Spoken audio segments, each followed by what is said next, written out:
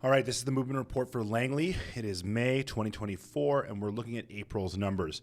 We're talking all things residential. So this is a residential real estate update, and Langley, bit of a pickle. Langley's down 37% for transactional volume. So normally in the month of April, which is the numbers we're looking at, we would see 544 transactions for all property types across Langley.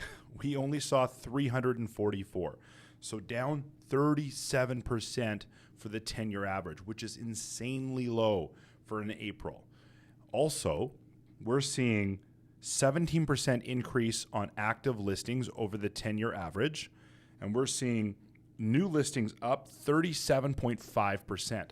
Now, historically, when you would see transactional volume so low, when you see new listings and active listings higher than the 10-year average, that's a bear market. That means prices are going to go down. They have to. You've got supply way up, demand down, prices are going to go down. But what are we seeing? Prices rising. Since January in Langley, prices have slowly been creeping up. Last month, the average detached home in Langley was $1.623 million. Now that number has gone up $24,000, 1.648.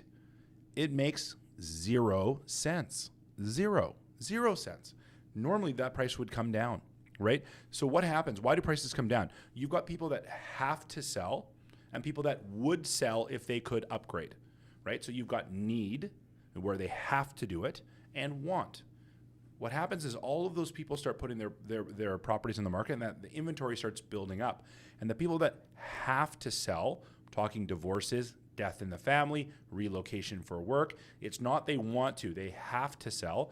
They need to start lowering their price to make that transaction happen. So the prices of these homes start coming down, and eventually these ones have to come down too if they want to transact. That's typically what would happen in the market. We would see lots of inventory, and then that demand being low, we're going to see those prices start to trickle down.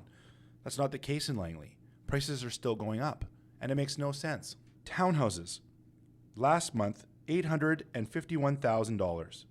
They're up $2,100, which is not a lot, but they're still up.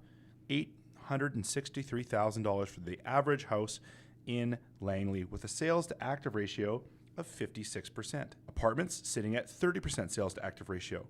They're up a tiny bit of $800, $645,000. Sales to active ratio on detached houses, 24%. So everything's in a seller's market. Prices are rising, but so is inventory, and demand is down. The transactional volume is down. Everyone's holding their price, waiting for the Bank of Canada's announcement. People are putting on their houses in anticipation of the Bank of Canada reducing rates. The Bank of Canada isn't guaranteeing that they're going to reduce rates in June or July. We don't know that they're going to. We hope that to, and we expect that they will. But look at America. They're talking about raising the rates in America. What if Bank of Canada follows suit? Then we'll see a real big decline in prices because all of that expectation will be gone.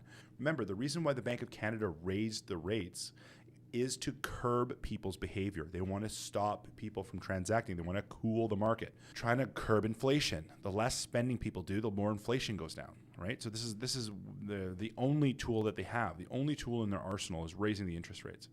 So if people's behavior doesn't change and the expectation of reduction of rates causes the market to start going, they can't reduce rates. They're handcuffed. So we will see what happens in June, most likely July.